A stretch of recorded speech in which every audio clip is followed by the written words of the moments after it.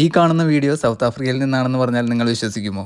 സഞ്ചാരികൾ അധികമാരും പറഞ്ഞു കേൾക്കാത്ത അല്ലെങ്കിൽ കാണാത്ത സൗത്ത് ആഫ്രിക്കയിലെ യെല്ലോ സീസൺ അഥവാ കനോള സീസണിൻ്റെ വീഡിയോ ആണ് ഞാൻ ഈ എപ്പിസോഡിൽ ചെയ്യാൻ പോകുന്നത്. നമ്മുടെ ചാനൽ സബ്സ്ക്രൈബ് ചെയ്യാത്തവർ ദയവ് ചെയ്ത് ഈ ചാനൽ സബ്സ്ക്രൈബ് ചെയ്ത് സപ്പോർട്ട് ചെയ്യുക. ആഫ്രിക്കയുടെ വെറൈറ്റി വീഡിയോസ് നമ്മൾ ഈ ചാനലിൽ അപ്ലോഡ് ചെയ്യുന്നതായിരിക്കും. ഞാനിപ്പോൾ നിൽക്കുന്നത് സൗത്ത് ആഫ്രിക്കയിലെ ജോഹന്നസ്ബർഗ് എയർപോർട്ടിലാണ്. വർഷത്തിൽ ഒരിക്കൽ മാത്രം കാണാൻ പറ്റുന്ന സൗത്ത് ആഫ്രിക്കയിലെ യെല്ലോ സീസൺ അഥവാ കനോള സീസൺ കാണാനായി വെസ്റ്റേൺ കേപ്പ് എന്ന പ്രൊവിൻസിലെ ഓവർബർഗ് റീജിയനിലേക്കാണ് ഇന്നത്തെ എൻ്റെ യാത്ര.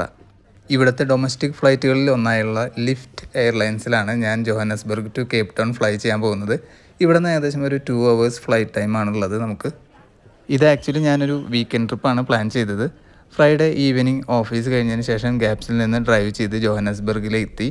അവിടെ നിന്ന് സാറ്റർഡേ മോർണിംഗ് ആണ് നമ്മുടെ ഫ്ലൈറ്റ് കേപ്പ് ടൗണിലേക്ക്. കേപ്പ് ടൗണിൽ നിന്ന് റിട്ടേൺ ഫ്ലൈറ്റ് സൺഡേ ആഫ്റ്റർനൂൺ ആണ്. അത് കഴിഞ്ഞ് സൺഡേ തന്നെ റിട്ടേൺ ടു ഗ്യാപ്സ് ആണ് പ്ലാൻ ചെയ്യുന്നത്.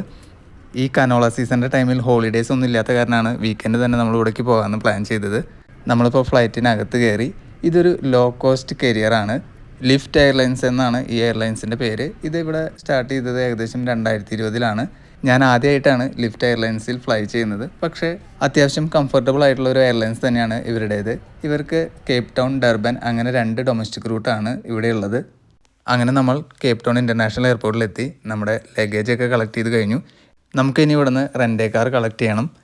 ഞാൻ ട്രാവൽ ചെയ്യുന്ന സമയത്ത് പലരും ചോദിക്കാറുണ്ട്, നിങ്ങൾ ട്രാവൽ ചെയ്യുമ്പോൾ അവിടുത്തെ ട്രാൻസ്പോർട്ടേഷനൊക്കെ എങ്ങനെയാണെന്നൊക്കെ. ഞാൻ മിക്കവാറും റെൻ്റേ കാറാണ് യൂസ് ചെയ്യാറുള്ളത്. അതിൽ തന്നെ ഏവിസ് കാർ റെൻ്റൽ വഴിയാണ് ഞാൻ മിക്കവാറും ബുക്ക് ചെയ്യാറുള്ളത്. നിങ്ങൾ സ്റ്റാൻഡേർഡ് ചാർട്ടേഡ് ബാങ്കിൻ്റെ ഇൻഫിനിറ്റ് കാർഡ് ഹോൾഡർ ആണെങ്കിൽ നിങ്ങൾക്ക് ഡിസ്കൗണ്ടഡ് റേറ്റിൽ ഏവിസ് കാർ റെൻ്റൽ സൗകര്യം കിട്ടുന്നതാണ്. അതുകൊണ്ട് തന്നെ മിക്കവാറും ഞാൻ അങ്ങനെയാണ് കാർ റെൻ്റൽ ബുക്ക് ചെയ്യാറുള്ളത്. അതിനു മുമ്പ് നമുക്ക് ഇവിടുത്തെ വൂൾവർത്ത് ഷോപ്പിൽ നിന്നും കഴിക്കാനായിട്ട് എന്തെങ്കിലും ടേക്ക് അവേ വാങ്ങിയിട്ട് പോകാം. നമുക്ക് ഇവിടുന്ന് ഏകദേശം ഒരു 1.5-2 മണിക്കൂർ ഡ്രൈവ് ഉണ്ട്. അപ്പോൾ റെസ്റ്റോറൻറ്റ് അല്ലെങ്കിൽ ഹോട്ടലിൽ പോയി ഭക്ഷണം കഴിക്കുക എന്നുള്ളത് ടൈം വേസ്റ്റ് ആയിട്ടുള്ളൊരു കാര്യമാണ്. ഇവിടെ ഇങ്ങനെ ഒരുപാട് സാൻഡ്വിച്ചുകളും അതുപോലെ റാപ്പുകളും ഒക്കെ ഉണ്ട്. എനിക്ക് ഇവിടുത്തെ ചിക്കൻ കറി റൊട്ടി അതുപോലെ ലാംബ് കറി റൊട്ടി ഭയങ്കര ഇഷ്ടമുള്ള ഒരു സ്നാക്കാണ്. അപ്പോൾ അത് തന്നെ എടുക്കാമെന്ന് ഞാൻ വിചാരിച്ചു. അത്യാവശ്യം സ്പൈസി ഒക്കെ ആയി നമ്മുടെ ടേസ്റ്റിന് പറ്റിയുള്ള ഒരു സാധനമാണിത്. നമുക്ക് കൂടെ ഒരു 1-2 വാട്ടർ ബോട്ടിലും എടുക്കാം. നമുക്ക് തൽക്കാലം യാത്രയിൽ കഴിക്കാനുള്ള സാധനങ്ങളൊക്കെ ആയിട്ടുണ്ട്. ഇനി നമുക്ക് പോയിട്ട് ടില്ല് ചെയ്യാം.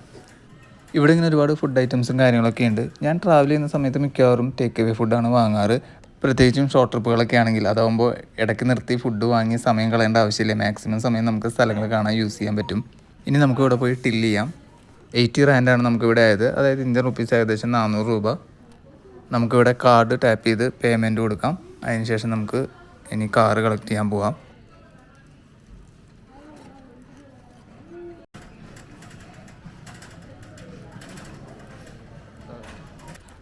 നമ്മളങ്ങനെ എയർപോർട്ടിനെ പുറത്തേക്ക് കടന്നു. മഴക്കാറൊക്കെ കാണുന്നുണ്ട്, എന്താവും എന്നറിയില്ല. എന്നാലും നമുക്ക് പോയി നോക്കാം. നമുക്ക് ഇവിടെ നിന്നൊരു സബ്വേയിലൂടെ വേണം നമ്മുടെ കാർ റെൻ്റൽ കളക്ട് ചെയ്യുന്ന സ്ഥലത്തേക്ക് പോകാനായിട്ട്. ഈ കാണുന്ന സബ്വേയിലൂടെയാണ് നമ്മളിനി പോകുന്നത്. ഇവിടെ നിന്ന് ഒരു 5 മിനിറ്റ് നടക്കാനുണ്ട് കാർ റെൻ്റൽസ് ഏരിയയിലേക്ക്.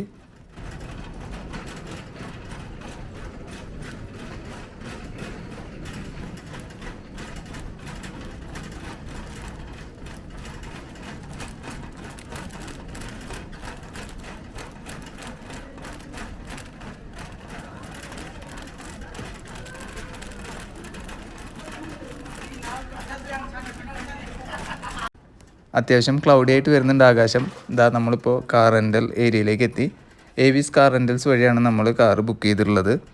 അപ്പോൾ ഇനി അവിടെ പോയിട്ട് നമുക്ക് അതിൻ്റെ പേപ്പർ വർക്കും കാര്യങ്ങളൊക്കെ ചെയ്യാം. എന്നിട്ട് കാർ കളക്ട് ചെയ്തിട്ട് നമുക്ക് ട്രിപ്പ് ആരംഭിക്കാം. ഞാൻ യൂഷ്വലി കാർ റെൻ്റലിന് എടുക്കുമ്പോഴുള്ള 1-2 ടിപ്സ് പറഞ്ഞു തരാം. ഒന്ന്, ടയർ ആൻഡ് വിൻഷീൽഡ് പ്രൊട്ടക്ഷൻ എടുക്കാറുണ്ട്. അതുപോലെ തന്നെ എക്സസ് 0 അല്ലെങ്കിൽ മിനിമം ആക്കാൻ ട്രൈ ചെയ്യാറുണ്ട്. അതാകുമ്പോൾ ഇൻ കേസ് എന്തെങ്കിലും ആക്സിഡൻറ്റോ അങ്ങനെ എന്തെങ്കിലും സംഭവിക്കുകയാണെങ്കിൽ തന്നെ നമ്മുടെ കയ്യിൽ നിന്ന് കുറച്ച് പൈസ മാത്രമേ പോവുള്ളൂ. ഇവിടെയാണ് ഏവിസ് കാർ റെൻ്റൽസിൻ്റെ കാറുകൾ പാർക്ക് ചെയ്തിട്ടുള്ള ഏരിയ. നമ്മുടെ കാറ് H8 എന്ന പാർക്കിംഗ് ലോട്ടിലാണ് ഉള്ളത്. അപ്പോൾ അവിടെ നിന്ന് നമുക്ക് അത് കളക്ട് ചെയ്ത് നേരെ പോവാം. ഫോക്സ് വാഗൻ്റെ കാറാണ് നമുക്ക് ഈ വട്ടം കിട്ടിയിട്ടുള്ളത്. ഞാൻ ഗ്രൂപ്പ് D കാറുകളാണ് ബുക്ക് ചെയ്യാറുള്ളത്. അതാകുമ്പോൾ മീഡിയം ഓട്ടോമാറ്റിക് കാറുകളാണ്. കാർ എടുക്കുന്നതിന് മുമ്പ് ഓവറോൾ ഒന്ന് ചെക്ക് ചെയ്യുന്നത് നന്നായിരിക്കും. എന്തെങ്കിലും സ്ക്രാച്ചസോ കാര്യങ്ങളുണ്ടെങ്കിൽ അതിൻ്റെ ഫോട്ടോ എടുക്കുകയോ അല്ലെങ്കിൽ അവരെ ഇൻഫോം ചെയ്യുകയോ ചെയ്താൽ റിട്ടേൺ ചെയ്യുന്ന സമയത്ത് പിന്നീട് അതൊരു ഇഷ്യൂ ആയി വരില്ല. അത്യാവശ്യം ക്ലൗഡിയാണ്. അതുപോലെ ഇടയ്ക്ക് മഴയൊക്കെ പെയ്ത കാരണം റോഡ് ചെറുതായിട്ട് വെറ്റുമാണ്. നല്ല അടിപൊളി ഡ്രൈവാട്ടോ ഇവിടെ നിന്ന് ഇനി അവിടേക്കുള്ളത്. ഇവിടുത്തെ റോഡുകളൊക്കെ അത്യാവശ്യം നല്ല അടിപൊളി റോഡുകളാണ്. അതുപോലെ തന്നെ ട്രാഫിക് കച്ചറയൊന്നുമല്ല, നല്ല ഡീസൻ്റ് ആയിട്ട് തന്നെയാണ് ഒരുവിധം എല്ലാവരും ഡ്രൈവ് ചെയ്യുക.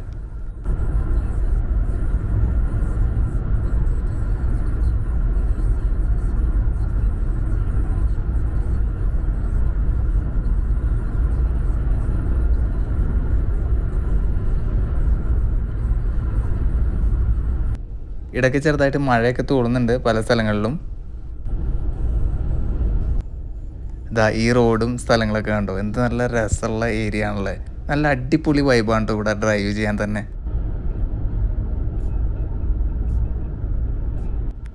നമ്മളിപ്പോൾ ഡ്രൈവ് ചെയ്തുകൊണ്ടിരിക്കുന്നത് സൗത്ത് ആഫ്രിക്കയിലെ N2 എന്ന നാഷണൽ ഹൈവേയിലൂടെയാണ്. ഇത് ഏകദേശം ഒരു 2255 കിലോമീറ്റർ ദൂരം നീളമുള്ള ഒരു നാഷണൽ ഹൈവേ ആണ്. സൗത്ത് ആഫ്രിക്കയിലെ പ്രധാന കോസ്റ്റൽ സിറ്റീസ് ആയിട്ടുള്ള ജോർജ്, ഗബർഹ, ഈസ്റ്റ് ലണ്ടൻ, ഡർബൻ ഒക്കെ കണക്ട് ചെയ്തിട്ടുള്ള ഒരു നാഷണൽ ഹൈവേ ആണിത്. കേപ്പ് ടൗണിൽ നിന്ന് ആരംഭിക്കുന്ന ഈ നാഷണൽ ഹൈവേ സൗത്ത് ആഫ്രിക്കയിലെ തന്നെ പുമലാങ്ക എന്ന പ്രൊവിൻസ് വരെ എത്തുന്ന ഒരു നാഷണൽ ഹൈവേ ആണിത്. ഇവിടെ ടൗൺ ഏരിയയിൽ maximum speed limit 60 to 80 km/h ആണ്. അതുപോലെ നാഷണൽ ഹൈവേയിൽ 120 km/h ആണ് സ്പീഡ് ലിമിറ്റ്. നമ്മുടെ മുന്നിൽ കാണുന്ന മല കയറി പോയിട്ട് വേണം ഓവർബർഗ് റീജിയനിലേക്ക് കടക്കാനായിട്ട്. ഇവിടെ നിന്ന് തന്നെ കാണാൻ പറ്റും മലയുടെ മുകളിലൂടെ റോഡ് പോകുന്നതും അതിലൂടെ വണ്ടികളൊക്കെ പോകുന്നതൊക്കെ. സർ ലോവറിസ് പാസ് എന്നാണ് ഈ മൗണ്ടൻ പാസിനെ പറയുന്ന പേര്. കേപ്പ് ടൗണിൽ നിന്ന് ഏകദേശം 60 കിലോമീറ്റർ അകലെയായിട്ടാണ് ഈ പാസ് സ്ഥിതി ചെയ്യുന്നത്. ഇത് കേപ്പ് ടൗണിനെയും അതുപോലെ ഓവർബർഗ് റീജിയനെയും കണക്ട് ചെയ്യുന്ന പ്രധാനപ്പെട്ട ഒരു പാസ്സാണ്. 1820 പണിതിട്ടുള്ള ഈ റോഡ് അന്നത്തെ കേപ്പ് കോളനിയുടെ ഗവർണറായിരുന്ന സർ ലോവറി കോളിൻ്റെ ബഹുമാനാർത്ഥം ആണ് സർ ലോവറിസ് പാസ് എന്ന പേര് വന്നിട്ടുള്ളത്.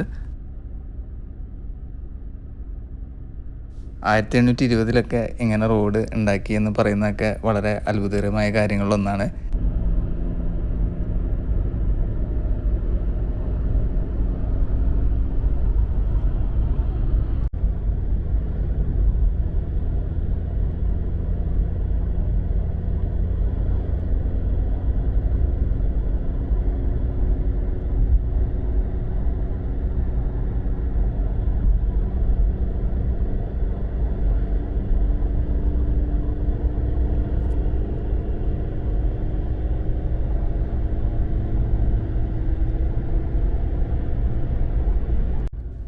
നല്ല അടിപൊളി കാഴ്ചകളാണ് കേട്ടോ സൈഡിലൊക്കെ.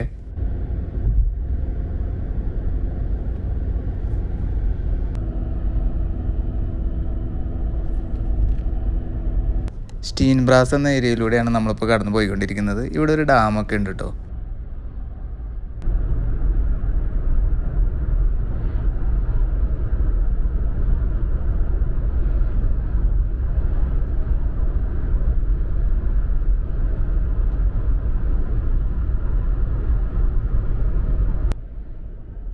ഇങ്ങനത്തെ വലിയ ട്രക്കുകളാണ് ഇവിടെ ഗുഡ്സ് ട്രാൻസ്പോർട്ട് ചെയ്യുന്ന പ്രധാനപ്പെട്ട ഗതാഗത മാർഗ്ഗങ്ങളിലൊന്ന്. സൗത്ത് ആഫ്രിക്കയിൽ നിന്ന് ബോട്സ്വാനയിലേക്ക് ഗുഡ്സും സാധനങ്ങളൊക്കെ വരുന്നത് ഇതുപോലെ വലിയ ട്രക്കുകളിലാണ്. ഞാൻ മുന്നത്തെ എപ്പിസോഡിൽ ബോട്സ്വാന ബോർഡറിൽ ഇതുപോലെ ഒരുപാട് വലിയ ട്രക്കുകൾ കിടക്കുന്ന വീഡിയോ ചെയ്തിട്ടുണ്ടായിരുന്നു. നിങ്ങളതൊക്കെ കണ്ടിട്ടുണ്ടാവുമെന്ന് വിചാരിക്കുന്നു.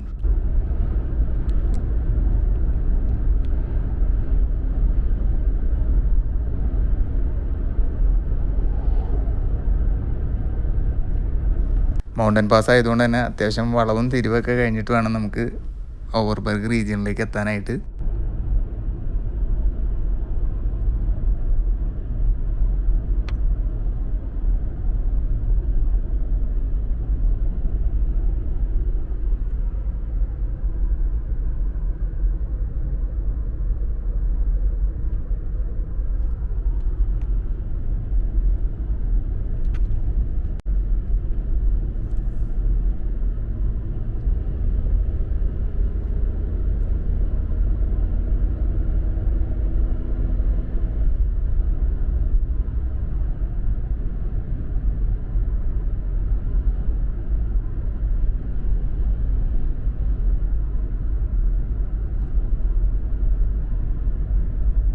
വാവ്, നമ്മളിപ്പോൾ പോയിക്കൊണ്ടിരിക്കുന്നത് മലയുടെ ഇടയിലൂടെ ഉണ്ടാക്കിയുള്ള ഒരു റോഡിലൂടെയാണ്. നല്ല അടിപൊളി വൈബാട്ടോ ഈ റോഡിലൂടെ പോകുമ്പോൾ കിട്ടുന്നത്.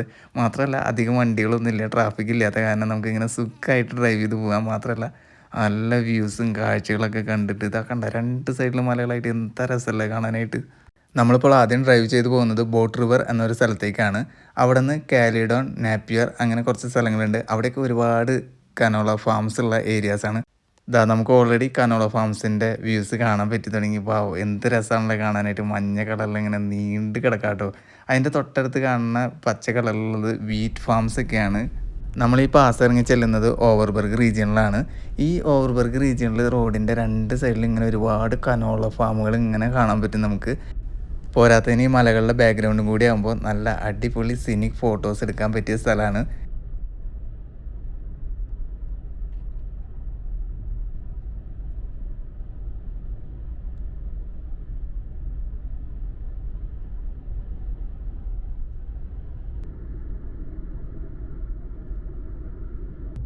നമ്മളിപ്പോൾ ബോട്ട് റിവർ എന്ന സ്ഥലത്തെത്തി. നമ്മുടെ മുമ്പിൽ ഇപ്പോൾ കനോള ഫീൽഡ്സ് നിങ്ങൾക്ക് കാണാൻ പറ്റുന്നുണ്ടാവും. മഞ്ഞ കളറിൽ ഇങ്ങനെ നീണ്ട് കിടക്കുന്നത്. കനോള ഫാംസിൻ്റെ കൂടുതൽ വിശേഷങ്ങളും വീഡിയോസും നമ്മൾ അടുത്ത എപ്പിസോഡിൽ ഷെയർ ചെയ്യുന്നതായിരിക്കും. അപ്പോൾ എല്ലാവരും ചാനൽ സബ്സ്ക്രൈബ് ചെയ്ത് വീഡിയോസ് കണ്ട് സപ്പോർട്ട് ചെയ്യുക. നമുക്ക് അടുത്ത എപ്പിസോഡിൽ കാണാം.